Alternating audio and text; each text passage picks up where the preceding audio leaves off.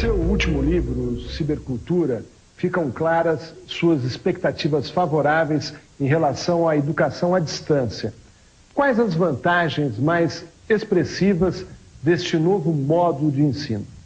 L'éducation à distance est un secteur de l'éducation particulièrement intéressant parce que c'est là que sont expérimentées le plus de nouveautés, à la fois techniques et pédagogiques.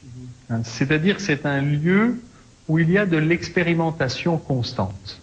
C'est peut-être pour ça que c'est un lieu vraiment intéressant. Au fond, il devrait y avoir de l'expérimentation constante partout dans l'éducation. Malheureusement, ce n'est pas le cas.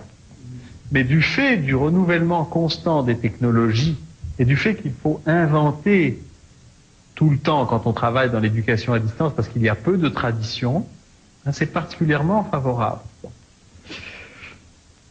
Je pense que, d'autre part, des techniques mises au point dans l'éducation à distance vont de plus en plus être utilisées dans l'ordinaire de l'éducation.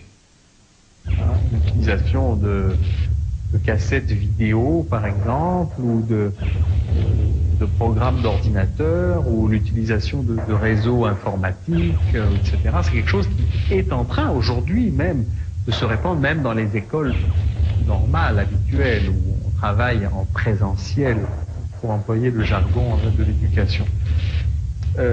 Donc, pour moi, il va de plus en plus y avoir un mélange, un mixage de l'éducation à distance et de l'éducation classique.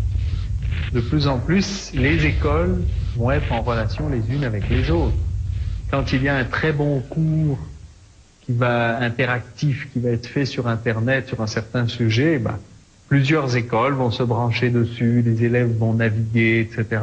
C'est qu'il va y avoir une situation de mixité qui est très favorable à l'évolution de l'école vers l'évolution de l'école vers une adaptation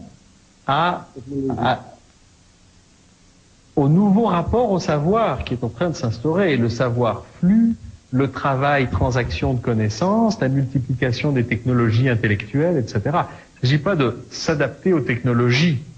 Il s'agit d'accompagner la mutation de civilisation globale.